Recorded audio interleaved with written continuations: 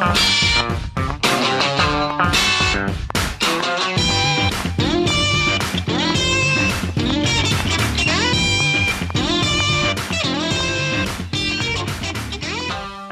cow, folks, we made it. It's official. It's 2023.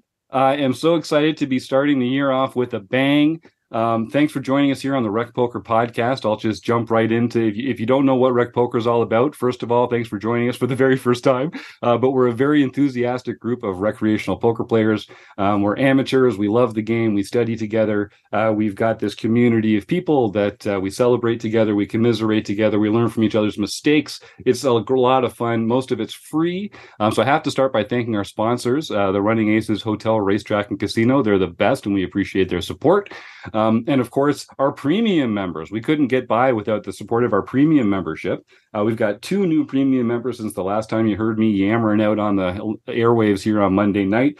Carl Gustafsson. I'm excited to welcome Carl. I haven't had a chance to get to know him yet, but he joined recently. Our first member from Sweden, I believe. We have a member from Norway in John Vidar Stensby, but we are taking over Scandinavia. So I'm excited to be welcoming Carl Gustafsson to the group. And from all the way around the world, the one and only Merv Harvey. Some of you might know Merv Harvey as one of the hosts of the Post-Flop Poker podcast, a fantastic show that ran quite a series of episodes out of Australia with Ben and a few other fun folks there.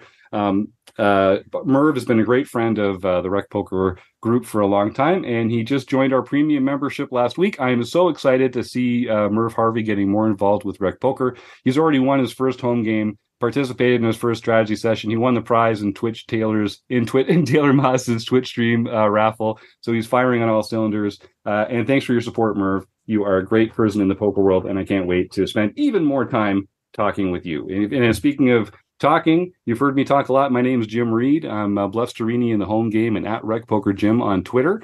But I am just the guy they put in front of the mic on Mondays. It's a group effort over here. It takes a crew, a wrecking crew of people at RecPoker. And if you want to find out more about me and the rest of the wrecking crew, you can go to rec.poker/crew, or you can just listen up, because you get to listen to Chris Jones for the first time again, back in the rotation. Welcome back, Chris. Yeah, up in front again. Chris Jones, you can find me 5B5 on Twitter or 5x5 in the PokerStars home game. And I'm John Somsky. I am Poker Geek MN everywhere. And I am Keith Brandt, and that's Monkey System everywhere. I'm Kim Kilroy. I am PetVet33, PetVet_33, or you can find me as Fergie56 in the home game. I'm Rob Washam, and I'm Radman50 just about everywhere. And these are the Wrecking Crew members that are joining the show tonight. These are the magic makers. Everything we do at RecPoker happens because of the contributions of the Wrecking Crew, chipping in their insight and valuable time when it comes to our study groups, the book studies, the training videos, all the amazing stuff we do here happens because of this fantastic group, the Wrecking Crew. So thank you all for your contributions. This is the Chats edition of the RecPoker podcast. And so every week on Monday night, we get together on YouTube at 7:30. We try and raise a little money for a food bank by having a contest at the end. We talk about home games, but the most exciting thing we do is we talk to a guest, someone from the world of poker that we feel like you, our RecPoker audience, need to know better.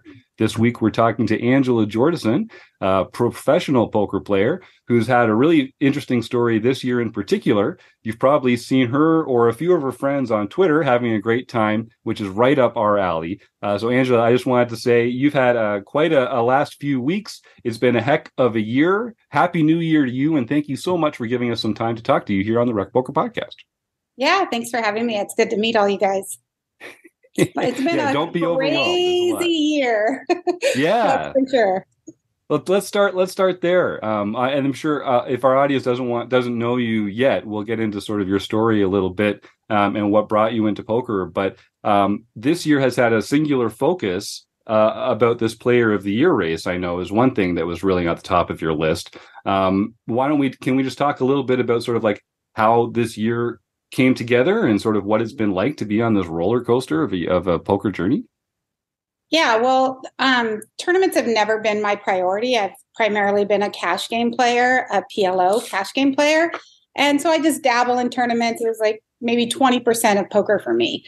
And I had my normal start to the year. And then I got to the series, and the very first week of the series, I had a really deep run. And so that kind of set me in this motion. I finished third in the 1K freeze out. And so I knew I was going to have a positive series. I was not going to be in the negative. And so I was able to just freely play what I kind of wanted. I kept my schedule pretty much the same. I didn't take a lot of shots. And then I ran deep in the main event. And then I might have had a score after that. I mean, everything is kind of blurry to me by this point because I've went so hard the last few months. But in August, a friend of mine texts me and goes, "Hey, you're right in there for Female Player of the Year." And I was like, "What's that?"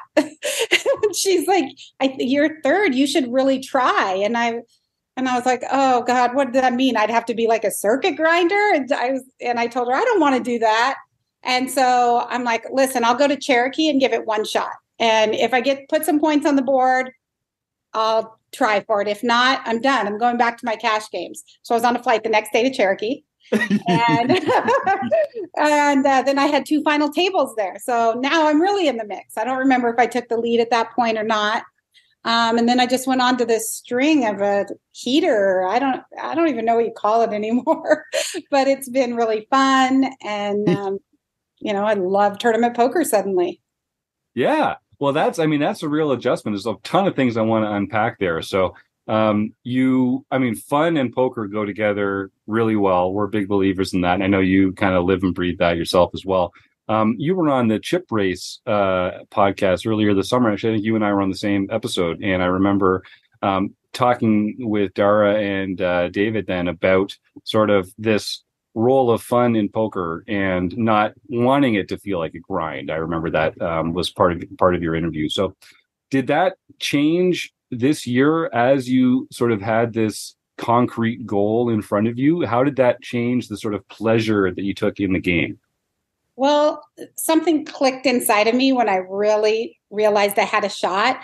So you always see my bestie and I on Twitter, Jackie Burkhart. Yeah, and she did all the numbers when I said, "Hey, listen, Kina's telling me that I'm in the mix for this." And she's like, "Let me run the numbers." She runs the numbers and she looks at me and says, "You're drawing dead. You'll never win it. You can't compete because you won't fire 5 and 10Ks. And that GPI Female Player of the Year is so weighted on buy-in that someone like me that's just playing 2,500s and under is just at a huge disadvantage." I didn't think I could do it. So then I go, "Well, I'm still doing this Cherokee thing." So then I get in the mix and she goes, "I still think you're drawing dead. I don't think you could even finish top 3. Like Bicknell and these guys are firing big events and you just won't be able to put up the kind of points." So that kind of motivated me. I was like, "I'm drawing dead. I'm not drawing dead till I'm drawing dead." So then I really got into it. And there was times where the fun, this last month, it became so much pressure. They was starting to get a lot of, like poker press and stuff. And I felt like every time I sat at a table, people were asking me about it. And I felt a lot more pressure. And there was times right before going into the win where I was like, "Is this worth it? This I'm exhausted." But overall, the whole year was fantastic. At the end, it became a lot. And, but I was in the mix and I wasn't drawing dead. No, I think that was clear. That was clear. Well, I'll open this up. I know if you're listening along on YouTube, we do this live on the air every Monday night at 7:30 Eastern. Feel free to enter some questions there, or if you're on the panel here, just unmute. I know, Keith, you actually had a chance to play with Angela, and you were tweeting back and forth a bit over Twitter. What was that like? And did she appear to be stressed at the tables, or what? Well, she was in a conversation the whole 10 minutes that I was on that table before I got eliminated. I wanted to butt in, but didn't get a chance because I was out so quick. But at least I made the money. So I was the one that got seated at the table while we were in hand for hand. What's that? Where was this at? In Elgin. Oh, okay. Yeah. For the 1100 or the main? The main. Oh, okay. Yeah. Yeah, they move you around, especially once it starts getting tense like that, right? Hand for hand. Yee, that's a little tension on the tables, no doubt. Yeah, I definitely don't take poker that serious. Like I don't want to sit there for 12 hours and be miserable. I make a lot of friends and talk, and it's just not my personality to be able to sit there and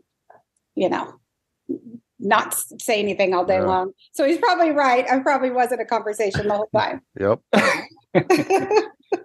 Chris, did you have something there? Well, I just kind of want to follow up. I mean, speaking of not drawing dead, I mean, you continued to play those sort of more kind of lower buy-in ones, and then kind of the final event of the year. I mean, where a lot of us might be drawing dead, when it's like, well, you had to finish, I think, second in that event, right? To actually take over first place. And that's a big, massive Venetian Field MSPT event. But you actually final tabled. And so it started to become almost like, so did the pressure really, I mean, how much did that feel like? Did you start to feel that pressure?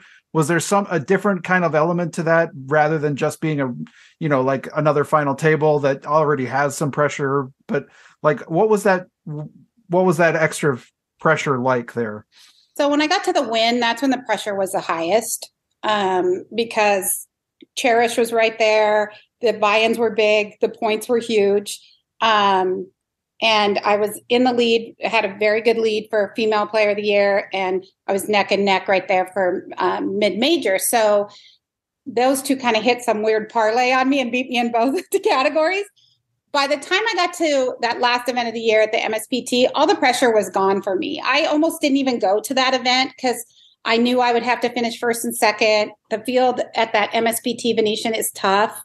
And I just was like, what are the chances of that? I came so far, do I really need to go out there for this one event?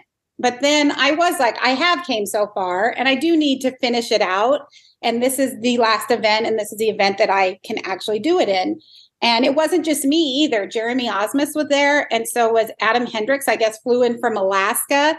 So, there's been times throughout this year where people are like, what do you get for Player of the Year? And I'm like, well, nothing. A trophy.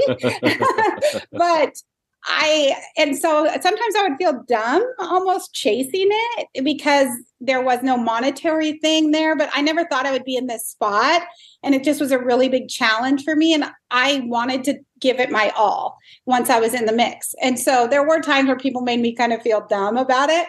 But when I got to that final event and I see those two guys there trying so hard for the overall GPI, they were there too. I felt like, oh, okay, I'm where I'm supposed to be. And I'm not some, idiot that's like trying too hard for something that doesn't matter. This really matters. And so I was glad I showed up. And then, so I didn't have any pressure. I had a really good time. I just, tried to play my best. And when I got to that final table, I was like, wow, maybe this is meant to be at the end of the day.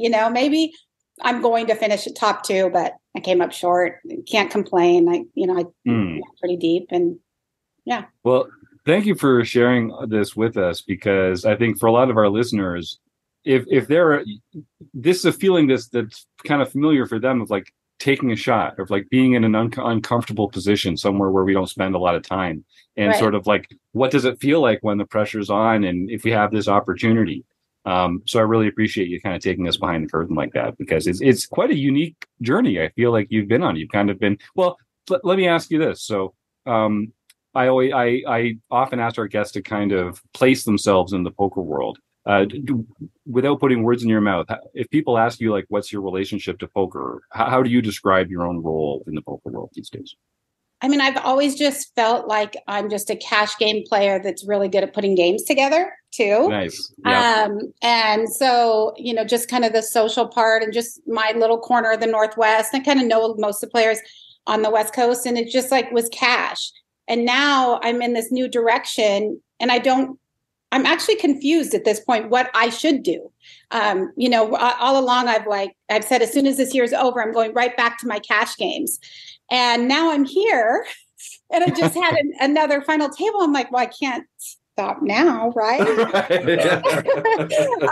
came this, I'm still cashing. I guess when I start bricking things, I'll go back to cash, or I don't know. I don't want to be on the road as much as I was that end part of the year. But I'm mainly living in the Midwest now, so it's kind of easy to pop to those things in Minnesota or Chicago or whatever. So I'm going to do those kind of things. And so I guess my spot in poker is yet to be determined. Cool. Hey, great answer. I mean, that's a wonderful attitude.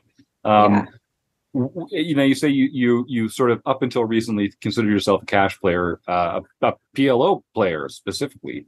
That must be a bit of an adjustment because I know a lot of the tournaments that you were playing were probably no limit hold'em. How does that strain your brain, kind of going from one strategy set to the other strategy set?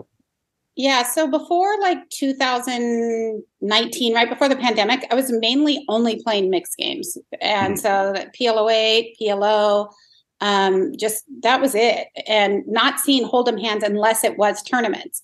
But then I decided I'm tired of all my friends outperforming me in tournaments. Like, why am I showing up to tournaments if I'm doing nothing off the felt? I can't show up and expect to win when I put no preparation into it. Like that's just like not a winning combination, in my opinion, for me. Smart. And so I'm like, I don't want to continue to min cash and feel like that was success for me. I was kind of tired of that. I wanted more. So I knew studying for no limit hold'em is really easy. It's kind of more difficult if you're going to study PLO and tournaments and stuff. And there's just not as many. So I focused studying just on tournaments and no limit tournaments. And so, I feel like I have put a lot of time into it, especially through the pandemic. And, I know the spots a lot better now, but I still screw up so many hands. I don't know what to do in spots. And, but I guess maybe the run good has compensated for that. Yeah, it takes it all together, doesn't it? Yeah. Here, Chris, you unmuted first, and then Rob afterwards. Well, I mean, I think just a follow up to that too is, what were some of those things that those sort of either the study methods or sort of those eye opening breakthroughs that sort of like helped you start to go from that? I think that's probably a familiar kind of lament of our audience probably is like, oh, I'm in cash, but I always go out then, and I never can make that big breakthrough. So what was it about either your study habits or some sort of revelations for you that helped you sort of like take your game a little bit further? So when I came into poker, you didn't have sims and you didn't have all that kind of stuff. You looked at people and got reads, and you might put them on a very specific hand, that range of hands. So you had to learn and build those instincts right on the felt. And then I get my first coach in 2019, and he's extremely technical. He's 100% GTO. He has me playing online, and he's reviewing everything. And that's when I started to learn like how to read those outputs and how to actually study, because I had no clue at all. And which was great. So he taught me this very aggro style that we were, check raising a lot and 3-betting a lot. And that was good, but I was struggling to make it work with the fields I'm playing. Like if I'm playing other machines, those things are great, but I wasn't deviating at all. And so I kind of threw all my instincts like out the door, and I was just punting chips for, most of 2020 or 2019 and 2020. I was like, I would build these stacks and then not really adjust to my opponents who aren't GTO players, are not responding like they're supposed to. So then I hired Faraz in the middle of the pandemic, and he taught me how to deviate and not to lose sight of the instincts that I've built. And, to understand, we're deviating, but why? Why are we deviating? And I think that's been a big key, and taught me how to play multiway, which, those solvers are always heads up. And I'm sorry, but I'm playing MSPTs in the Midwest, and we're going 4 ways to a flop. So I got to have some skill set there. So, the whole studying really changed the way I looked at the game, and I'm obsessed with it now. Awesome. So we're going to talk about that a little bit further, because we're all about that here at RecPoker. In fact, the theme of the month in January here at RecPoker, the learning theme, is multi-way pots. We did not set this up, people. We didn't talk to Angela beforehand and tell her to say that.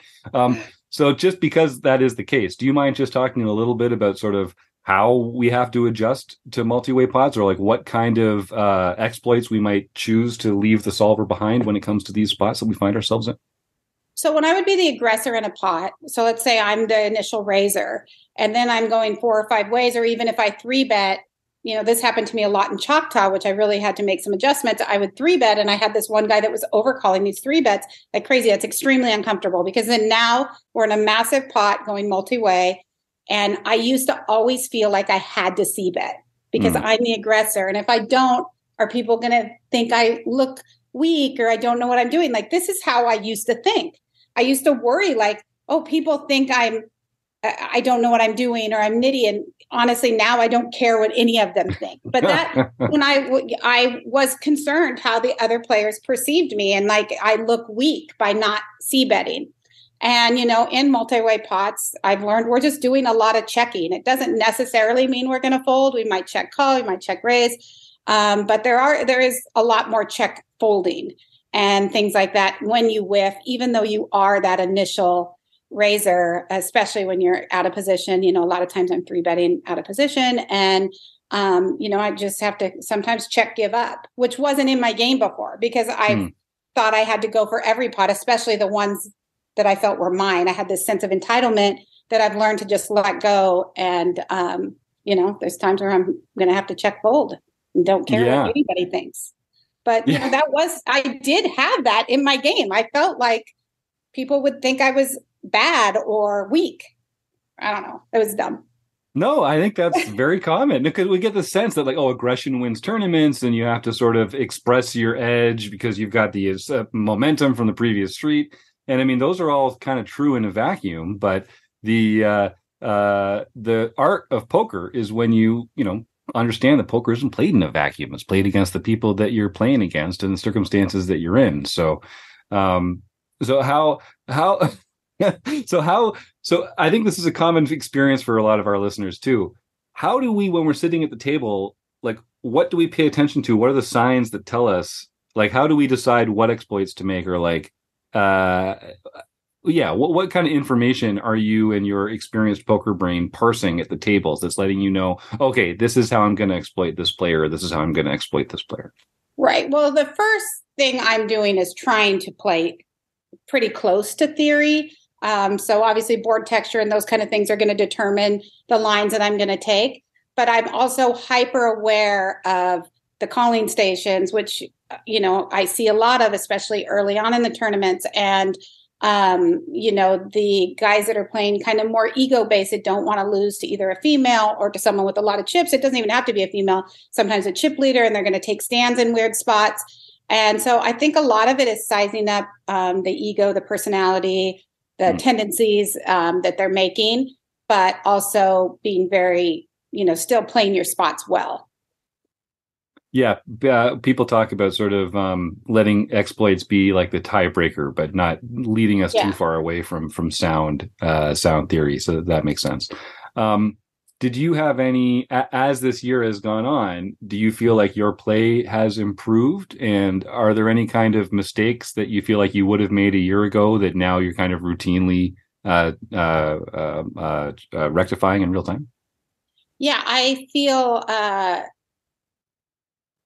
definitely have improved. I've played against some of the best this last year, which I used to avoid that. I'm like, right. They can go cannibalize each other all they want. Like, I want to play with, mom and pop and stuff. Like, I want to play with rec players. I don't want to be in that sea of sharks. Well, I've had to be. So I've had to really learn how to compete. And I've learned so much from watching some of these fantastic players, how they navigate short stacks, 10 big blind stacks, 15 big blind stacks, which is a part of the game that I've actually studied a lot. But I've watched some of these really, really great players play it differently than I had ever studied it. I learned a lot from that. I've just the sizings. I've just continued to study and recheck my spots and see where I've made mistakes. And like I said, screw up a lot of hands throughout the day. But I think they're getting less and less, but there's always that hand where I'm like, geez, I really didn't need to fire 3 streets there with nothing. So, I've definitely improved. I put so much time in. I've been at the felt so much that I couldn't help but improve. But there for a while, I thought I was kind of getting some bad habits too. And so I had to kind of make some adjustments. Now I feel like I need to really focus on final table strategies because I only had 1 win and all these final tables. And now I'm like, do I not know how to win? So yeah, I'm my own worst critic, believe me. Hey, there are worse places to be. That keeps you sharp, right? That keeps you sharp. Rob, did you have something? Just a couple of things. You mentioned earlier that your first coach back in 2019 had you playing a lot online, and you seem to me like somebody who just thrives on playing live, and that's where you feel very, very comfortable because you can actually see the people around you. So do you like playing live over online, or do you use online just for studying? What's that dynamic for you? I used online primarily for studying when I first started, and then I started playing online and I started winning right away. And so I thought it was really easy, but then the reality hit, and then I'm not a winning player online. But more than anything, I don't like the lifestyle that comes with online poker. I don't want to sit in my house for 12 or 15 hours on a beautiful Sunday. I don't want to have my evenings consumed with it.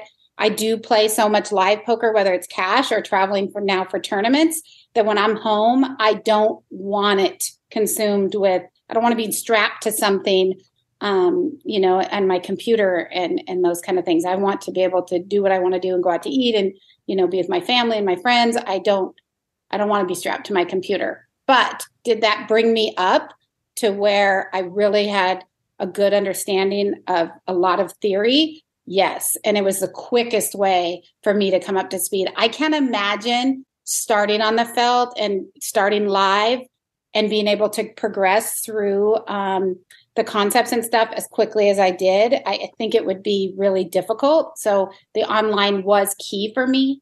And sometimes when I first started with Faraz, he had me get on and play a few tournaments and then did some finds and went through and found leaks in my game. So I was lucky that, I don't have to do that with him because he can go over live spots and stuff pretty easy now. But in the beginning, it was pretty key. And you raise a good point there. That is one of the great things about playing online is you build a database of hands and like a hand history that's reliably observed. It's not just, I think I remember I had this and this was the pot size. It does make it a lot easier for other people to review your play and to find leaks or spots that you might not be looking at yourself better than. And the trackers are so good now that he would say, you're not squeezing enough, and pull up every spot that I was supposed to squeeze, or we should be 3-betting here. And we'd pull up every single spot that I played over 50,000 hands that I should have been 3-betting and I didn't, so you can get a really good sample playing online and then dissecting through the poker trackers and stuff. It is really difficult to do online live is just almost impossible to break down that many hands. Yeah, that makes sense. Kim? Just before I ask my main question, just to go into the poker tracker thing. What sort of, when you were studying that first early on, what sort of stakes were you playing? Were you to build that database?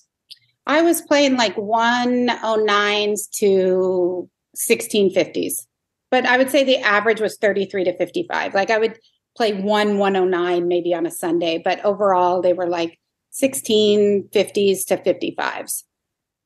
And that was pretty much what I was playing, and just trying to get a lot of volume in, right? So that I could find those leaks. The leaks become very, very apparent once you get, so many hands in a database. Right. Yeah.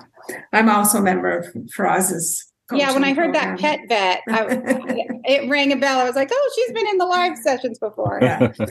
I wanted to ask you about, you've been a great role model for women this past year. I've been following some of the stuff you've done and it's been amazing. I want to know because I haven't played a lot in the second half of the year, if you've noticed a gradual increase in the number of women coming out to live tournaments, if it's subtle, is it like we've been trying so hard in all sorts of aspects with Poker Power and us here, and like to try and get more women into the game.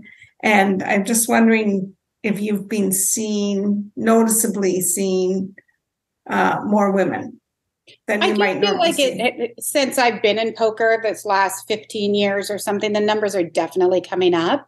Obviously, we're still a huge minority in the field. I noticed those win numbers were pretty promising, how many women were playing 10Ks, because that's usually not something that a lot of women play overall. Like historically, they're very low numbers, even in the main event. So I do feel like there's a lot more women, but I'm playing more fields that are, rec type fields. In the bigger buy-ins, tournaments, no, there's not. I mean, it's still a pretty low number in those 2,500s, 2,200s live events. You're just not seeing a lot of women. Yeah, no, I think we're more focused on the rec, sort of getting the grassroots Midwest, like all the smaller WSOP circuits, like all of those kinds of things. If trying to get more women involved in sort of the lower level. I think there are definitely more women. Where you won't see women is in PLO tournaments. I'll tell you that.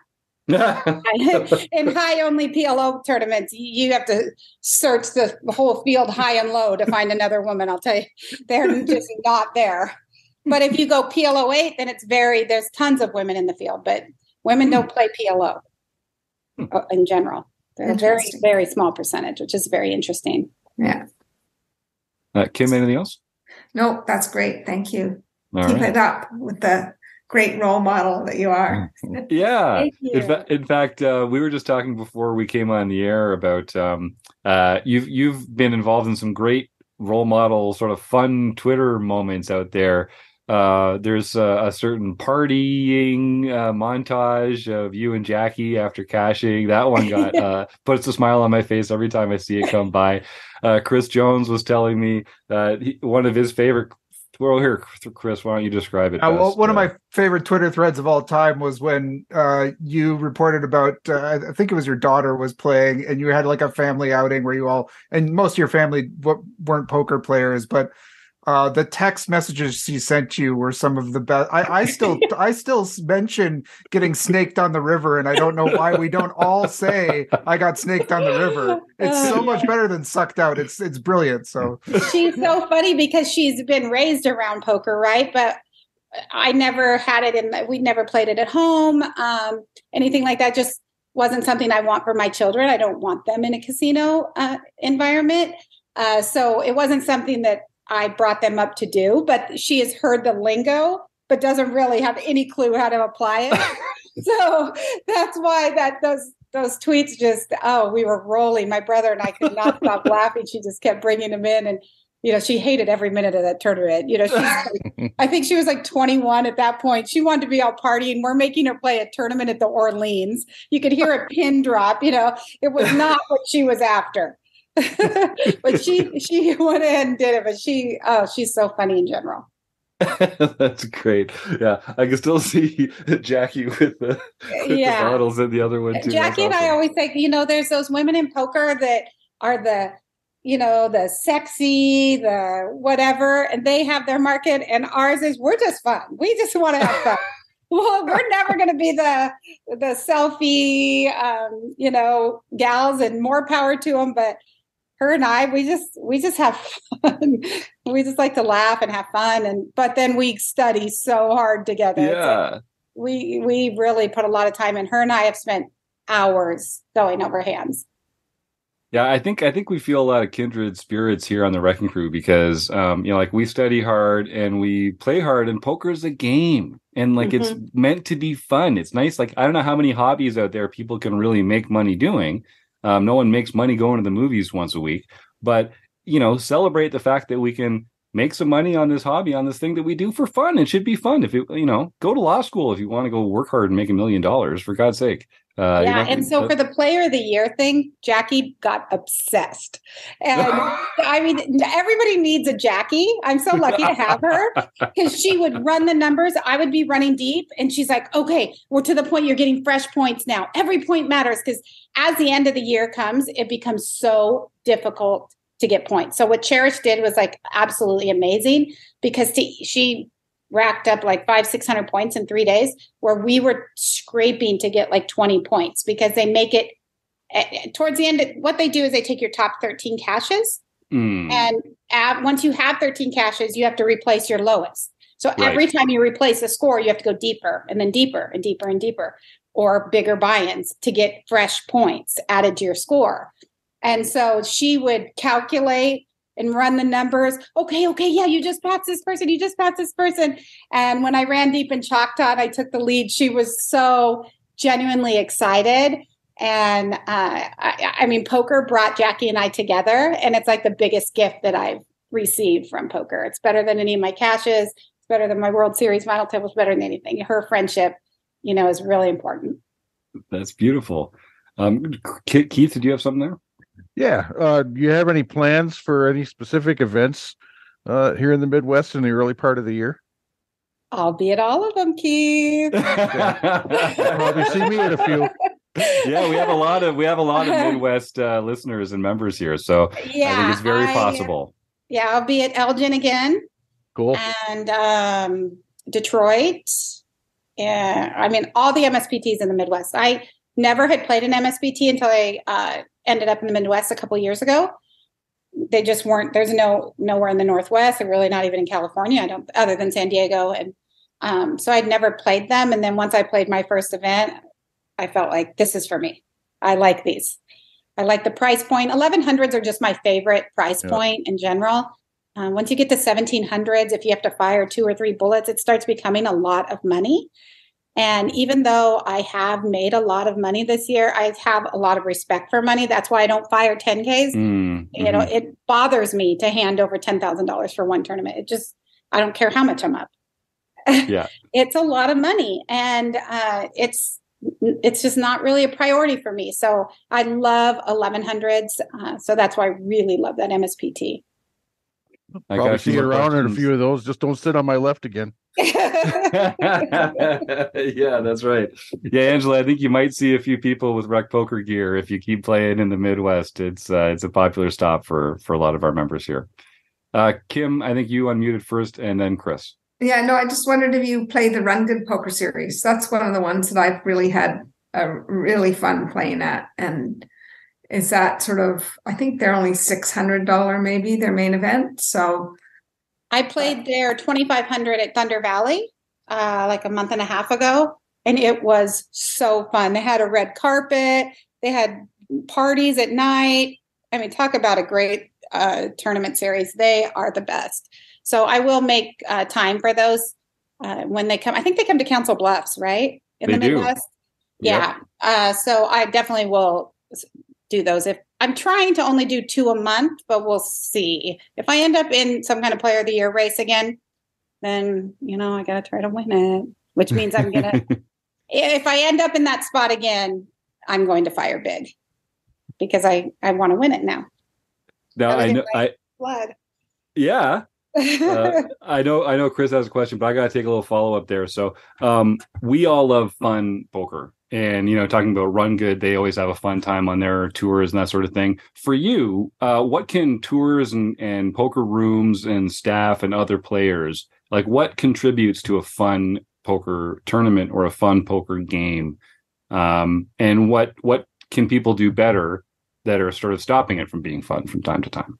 I think that everybody could look at the MSPT and Run Good. I mean, I really feel like they are the 2 best series for that. And it starts at the top. It's the message that they're sending. They're happy to be there. They're really proud of what they've done. And they're just creative in the outside activities and stuff were really, really fun. That just makes it better where you're just not just grinding. You have other things to look forward to, and everything they do, they're handing out gear, and it just makes it exciting. The Win did a great job with that too. At the WPT, they created this sense of excitement. And it just makes it better, whether you're running good or bad, it makes a whole series a lot better. Chris? Yeah, I kind of wanted to go back to the you mentioned sort of like a real hesitancy to play a 10K, and I think there was a podcast, I think it was the Thinking Poker podcast, where you and Jackie were both on talking about that main event run. So I'm kind of wondering, I think that's something that I came across in that podcast as something that Jackie loves, that you were kind of like, kind of had to be a little bit dragged to go do, but then you ended up having this phenomenally deep run. And I'm wondering about your perspective on the main event. Like, what was that experience like? And is it an experience that you'll look to do again? Or was that kind of like maybe still not your speed? So before that, I used to complain about the main event, which sounds so entitled. I don't like it. I don't like it like that. But I was like, I don't like the main event. It's so slow. Oh my God. Because I came from this PLO cash game, and then I got to sit there for day in and day out on this really slow structure. I really didn't enjoy it. And then once I cashed, I did not have it on my schedule at all. I always say if I have a good summer, then I'll play it. And this was my 5th time playing it. And I was like, okay, I'll play it. And it was complete. I had never made it out of day 2. I've always made day 2, never made it out of day 2. So this was the first time. And now I'm in day 5 with Jackie. But the pressure just builds. Like, it is an event like no other. And I can hardly wait to play it again. I do love it now. I'm not going to talk about it anymore. I have no more negative stuff about the main event out of me, because I can see why it's so special. But the pressure is crazy. And I did not handle it as well as I probably will be able to now. It really got to me on day 5. When the cameras are in your face like that, it's very uncomfortable for me. Featured tables, I don't like.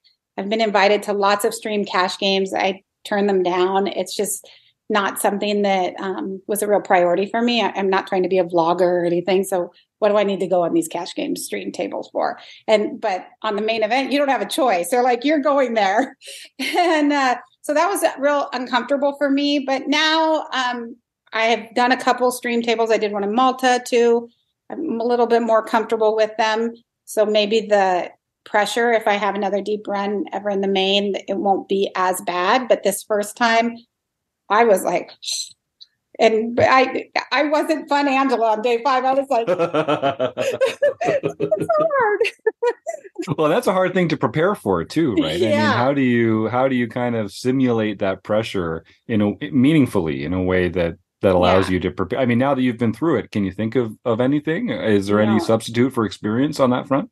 No, I think you just got to get there and beat your way through it. And some people are just better at dealing with that pressure. I would have said that, it won't bother me. But once I got there, it definitely did bother me. It was a lot, and trying to make right decisions. And by day, the thing about the main, when you get deep, it becomes very polarizing. You either have a table that's like pretty soft that you can't believe you're in the main event with a table that's soft, or you just have this table that is so tough. And that's what I had on day 5, and the added pressure and the cameras and everything. So it was very difficult and exciting. And, of course I loved it, but I'm ready to do it over. There you go. Yeah. Kim says, practice on a live stream. Yeah. Just we do talk about it, sort of like pretend you're streaming when you're playing, and that you have to sort of, that people are watching you, and sort of, try and put yourself in that pressure shoe. But yeah, until you're actually there doing it, it's just practice. It's not really the same thing. We got a great question here from Jay Fleming in the YouTube chat. It says, do you have any specific goals for 2023, other than just continuing to crush poker and have a great time doing it? I want to have, so my goals are to definitely have volume, not like end of the year volume, but pretty consistent volume in tournaments. Picking the right game selections for me. So important. Studying. I have a weekly study thing. I'm going to have a goal where I want to get over $1 million in earnings. Obviously, I'm almost there. 18 months ago, I had 250,000 in earnings. So it's been just a crazy run. But now I'm like, oh, I got to get over that $1 million mark. And I just want to have fun, and I want to constantly get better. Sound like good goals. Yeah. Thank you, Jay Fleming, and thanks for joining us here on the show. So, Angela, if folks want to reach out to you and say hello or learn more about you, is Twitter the place for that? What's your preferred Twitter, way? Instagram. Twitter, Instagram, and what are your handles there that people can find you? I think they're both Angela Jordison or Ange Jordison, either one, but I'm pretty sure they're both my full name.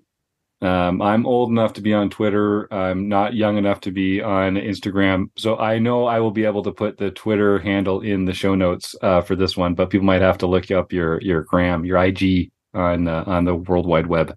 Yes. But that great. And then is there anything else that you want to share with us, or is there anything else about you that the poker world deserves to know? This has been a real pleasure talking to you so far, Angela.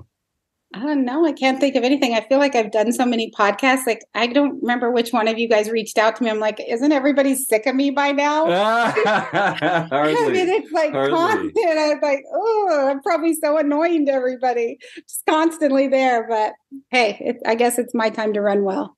Yeah, amen. Yeah, I guess so. That prompts just one last question, then we'll let you roll out of here. So, talk just a little bit about what that experience is like to go from someone who's kind of playing cash games, not in the shadows, but not in the limelight, to now like you're on all these podcasts and like people know who you are. And has that changed your life in your social life? Has it changed your life in the way that you play poker? What changes has that brought to you? No, I had a little practice with this in like 2015. I won these 3 tournaments in a row that got a lot of press and a lot of media stuff. And I did a lot of podcasts and things. And it did change the dynamic for me, because before I was just kind of the person at the table. Nobody knew who I was or had predisposed, opinions of what I was going to play like or anything. And then after winning those 3 tournaments, I did have that element where people, in the Northwest and where I played knew me. And that did have its own set of challenges, like whether they're coming for you or judging you on how you play or just all these kind of things.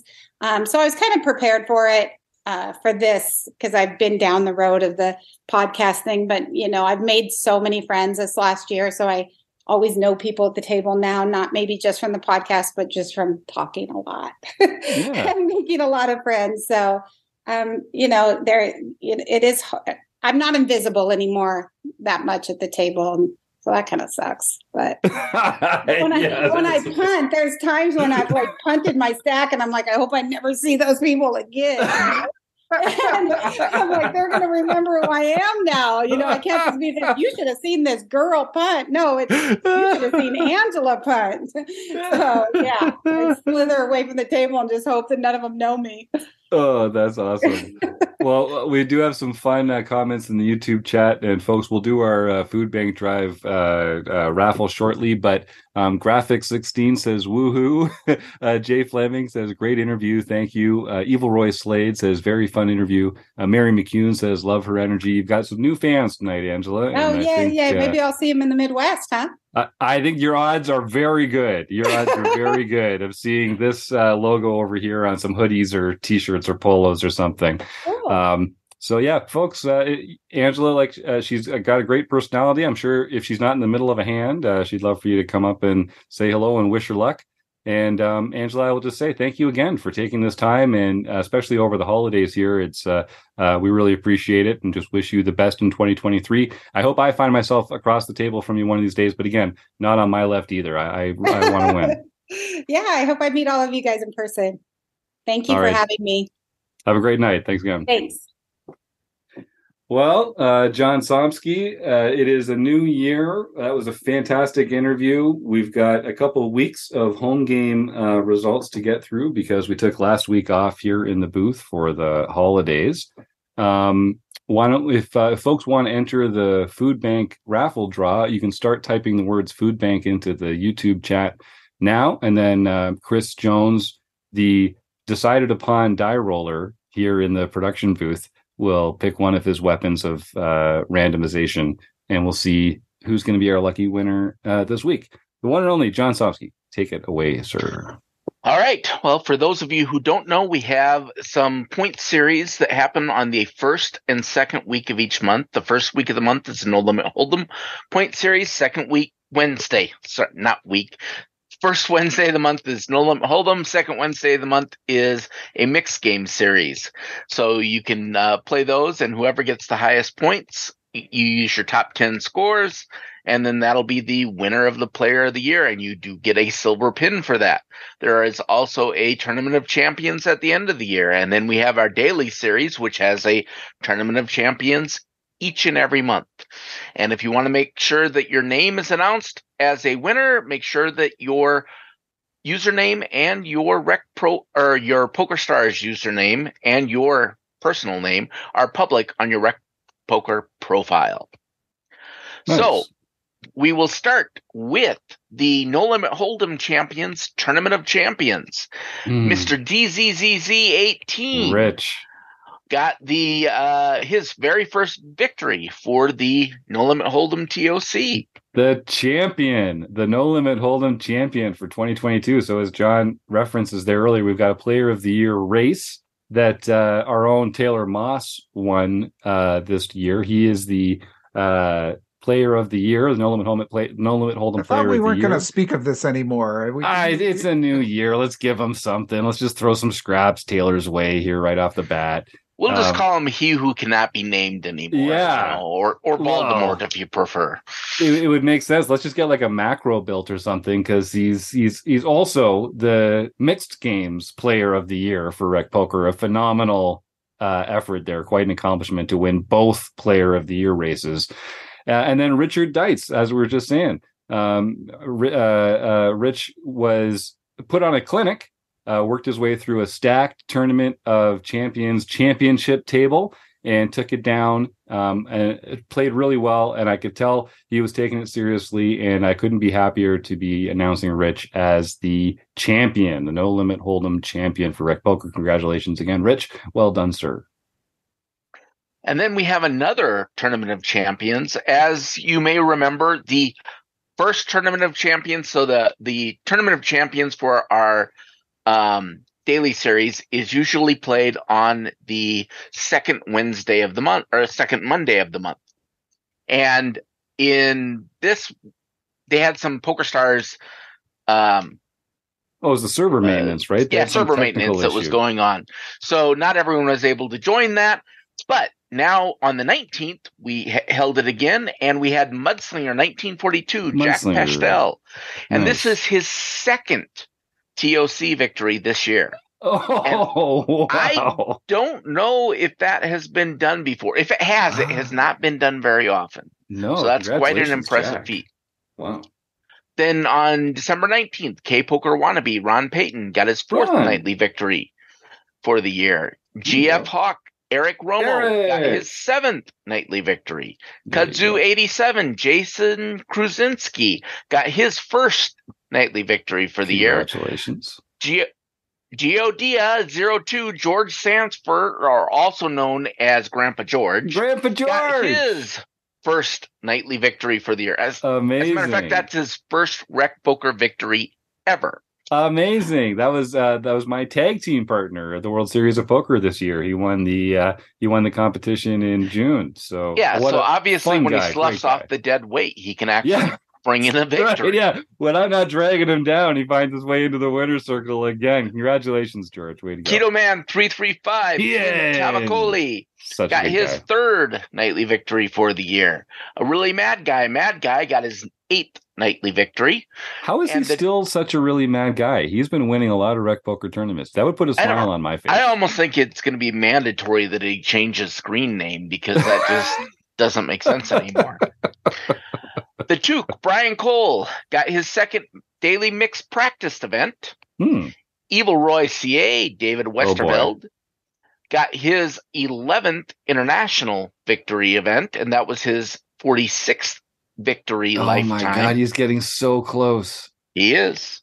That's amazing. Kick it up a nacho, Jack got his first international victory. And Roadstar 33 won the Randy. daily LPP event. Oh. So he can contact Jim at rec.poker for his free month at Learn Pro Poker. That's right. Every Sunday night, we have a free play money home game that if you win, you get a free month at Learn Pro Poker. I don't know if Roadstar's made his name private or public or not. His name's Randy. I'm just going to say, hi, Randy. Congratulations. I'm not sure if you're going to reach out to me, Randy, but trust me, there is some good knowledge bombs back there behind the Learn Pro Poker paywall. You can see some of it through our Learning with Partners program here as part of our premium membership. You get a chance to go check out a bunch of other training sites. But if you win that Sunday night tournament, you get a free month at Learn Pro Poker. So send that email, Jim at rec.poker. Let's get you all set up. All right, then for the second week, we start off with the Mixed Game Championship Tournament of Champions. And none other than Evil Roy CA with David Westerveld. Got his first TOC victory, his 47th victory lifetime. God. And so he also mentioned this was his first silver pin victory ever. I heard that. Yeah. So he was glad that he got that before he won his lifetime achievement award for one. That's a good point. Well, congratulations, Dave. So the mixed game champion of Rec Poker mixed game champion for 2022. Congratulations. He's been on a freaking tear. So that doesn't surprise me one bit. Then we have Izuma got his sixth nightly victory. Denise Aces, Denise Allen got her first nightly victory for the year. Way to go. And Astro247 Merv got his first nightly victory. His first Rec Poker victory ever. Yeah, he was putting it out on Twitter. I saw that. He had quite a fun time. He was hanging out with Chris and Rob in the Q&A session about limping on Wednesday night. He won a prize in Taylor's Twitch stream, and he won the home game. So we got to figure out a way to get those bronze pins all the way down to Australia. We'll have to send a combo package down for him and Troy Chapman, and maybe some of our new members out of Australia. So congratulations, Murph. Way to go. Then we have Tom S3219. Tom Stanley got his third nightly victory for the year. 996-32147. Arnold Barron got his first nightly victory for the year. Congratulations, Arnold. And PetVet33 got her 10th nightly victory for the year, which brought her up to 35 lifetime events. Very impressive. The same night, she won the mixed practice event for the second one for the year. And that brings her up to 36 lifetime events. That's a real back-to-back. 2 events in the same night. Congratulations, Kevin. That's pretty rare. Yeah. Has anyone ever done that? I don't. I think it has been done. I know. Right. Well, I was playing on the final table with both of those, and I had forgotten I had won. So basically, you could have done it, but you didn't. Is what we're saying. No, I was getting irritated because I thought that I hadn't won an event for December, so I didn't think I was going to qualify for the TOC in January. I'd won an international event on the 4th, so it turns out I do. But I was really getting annoyed. It's like, you don't need this, Kim. I need this. Get out of my way. But no, she just kept on scooping all the chips, taking the pots for me. Typical. Then, for international events, kick it up a Nacho. Jack got his second international victory for the year. Go. Duck and Run 99. Michael Savage got his third international victory for the year. Awesome. And then KB won the daily LPP event, so he can contact Jim at rec.poker for his free month at Learn Pro Poker. And he actually sent me a note saying that he had won one before and had forgotten all about it. So can he still contact you to get both free months at Learn Pro Poker? He sure can. In fact, I've got a meeting with KL Cleaton next week just to talk about a few of our members that have won more than one free month at LPP and how we handle that, getting back into the logistics of this whole thing. So that's great. And actually, I've already gotten an email. I just got an email today from Doug claiming that. So way to go, Doug. Sorry, I'm a little behind on my emails, but we will get that all sorted out for you in no time. You are going to love it over at Learn Pro Poker. Congratulations. Well, thanks, John. Boy, when Isnma wins this time, it's just like, just shrug and move right through it. Just rolls off the tongue. It's like not even a challenge for you anymore. I've decided that rather than struggle on names, if I don't know how to pronounce them, I'll just pretend that I do. And then, if it's wrong, it's wrong. But how's anyone going to know? I feel like you're kind of like that person who has to keep taking harder and harder drugs just to get the high that they used to get from earlier ones. It's like, we need some really exotic player names, please. If you're joining some of these like Welsh names with a lot of Q's and W's and L's and T's and stuff like that all in a row. Let's really put John through the coals here, please. Well, I was a little worried about the all numbers one. Yeah. It caused the spreadsheet some bits that track really? things because it didn't think it was a string, so I had to. But I got that all figured out. That's all straightened out, and I actually was able to say numbers just fine. So there you go. How about that? He's alphanumeric now, folks. He's capturing us on every possible level. Well, Chris, why don't we do let's do our roll. I see the order that I see it here is Graphics 16, the RRRCCC, Eric Anderson, Stuart Carriage, Mary McCune, and Evil Roy Slade. Is that how it looks for you? Those are the ones I see too, in that order. Okay. All right. So we're using the boring old 6-sided die. Let's see who's going to win the prize. Are we ready? Boxcar. I love it. It's a 6. It's a boxcar. See, you're hot on 6s. You're on the other end of the spectrum here. I was rolling at 1s all the time. You are flipping that 6 pretty often. I don't know if we'll have to get Eric Jin to put another mashup together and see, but sample size is still pretty low. You're supposed to have clustering in these randomized events. As a matter of fact, they say there was a college professor who said, okay, everyone come up with randomized events. And the way he could tell which ones were faked and which ones were real was the real ones would have more clusters, more grouping, more clumping. And people would want to spread things out more to make it seem more random. Interesting. Yeah, we're not very good at randomizing as humans. Our brains are not good at randomizing. That's why we need random number generators or chip tricks or using the power suits or whatever it is that helps us determine what to do, because we're just not good at it. So there you go. Dave, Evil Roy Slade. So you're already a RecPoker Premium member. So so the way this works, that if you're not a premium member, we give you a free month of RecPoker or the chance to sit in on our flagship Play and Learn seminar, the deep dive that Chris runs every month, where 9 of our members get together and play a simulated tournament situation, and then Chris and Dario Carney review that play, and Chris puts a video together for our members. You're already a premium member, Dave, so you're not going to get a free month.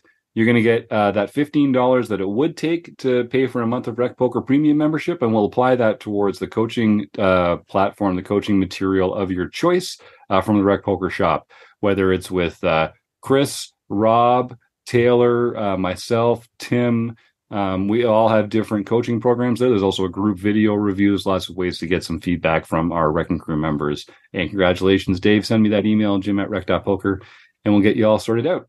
And I'm happy to announce we're actually going to have some other cool prizes coming in 2023. Some of our learning partners are getting together with us to help open the doors and get more of our recreational poker fans to try what's going on behind the scenes at some of these other training companies like pokercoaching.com and a couple others that I'll tease right now. But I'm excited to be able to give out some new memberships to lots of other great sites out there that we partner with. This is how we do things at RecPoker. We get better together. The partners and collaborators that make us who we are. We're lucky to be part of this fantastic group, just like I'm lucky to be part of the RecPoker Crew here, like we are every week. Rob, do you want to talk a little bit about the book study coming up before we roll on out of here? We got that coming up on Wednesday. We're studying The Poker Brain by Matt Matros. And we're all set to go through optimal strategy number 3. We got through 1 and 2 in the first 2 sections, and now we're going to be going through optimal strategy number 3. So make sure you've read through that at least. If we do get through that, we'll have to start on optimal strategy number 4. I'm not sure if we will, but we'll see how many rabbit holes we go down. It'll be a few, I'm sure. And there's been some awesome work in the study group for this, the group, and it's got a forum. People are uploading documents. You can check out Rob's slides from all the shows, all the sessions leading up until this one. I think someone recently added a quiz. There was some talk about having some resources there for people on how to put their hands in different buckets. There's a lot of, listen, reading poker books is great, but it really helps to be able to learn this material with other people and to have a curated view of what goes on here. So Rob runs this book study on the first and third Wednesday of every month. So if you're listening live, you can come join us on Wednesday, January 4th or the 18th. But as I say, it's every 2 weeks. You can't miss out. If you're listening to this on the Friday that comes out, that's Friday, January 6th. The Wednesday that's coming up for you is January 11th, where the Keith Monkey System Brandt over here is going to be doing his off-table tools study group. And Keith, do you know what we're going to be using this month to kind of take a little look at multi-way flops or multi-way hands? Yep, we're going to be in advanced poker training. I'm going to set it on one of the easy levels, I think, because that's about all you ever see is multi-way pots. There you go. So we'll get a good chance. It's a great program, and Keith does a great job taking us through this advanced poker training program, finding hands to analyze, and leaning on the expertise of the programmers and coaches that work on that program as well. So that's just the tip of the iceberg, folks, whether it's that, Chris Jones's deep dive videos, my own Poker Tracker review groups, our Q&A, the OPA on Tuesday night, the seminar, the Fun Country OPA. There's just a million fun ways to get involved here at Rec Poker. Join us for free. Go to rec.poker. All it takes is an email address and a smile to sign up for a free account. And if you want to go premium, we'll take that $15 a month. That pledge makes a big difference, helps us with everything we do over here. And we actually, I see we got a few new premium members that I haven't quite finalized the details with. A few folks that won some seats in on Twitter, and a couple other new premium members as well. So we're off to a big start here in 2023. I can't wait to make some new friends and see some new smiling faces around here. So without further ado, thanks to all the wonderful folks on YouTube here, including some of our new joiners, Jay Fleming in particular. Great to get a question in there. Evil Roy, Mary, Roger, the RRCCC, Eric, Stu, Martha, a lot of fun folks in there. Of course, Angela for being a fantastic guest and talking to us about fun and poker and her amazing year in this game that we love. Kim, Rob, Keith, John, and Chris. And of course, the Running Aces Hotel, Racetrack, and Casino. We couldn't do it without them, and we couldn't do it without you, the listeners. Thank you so much, and we'll see you next week.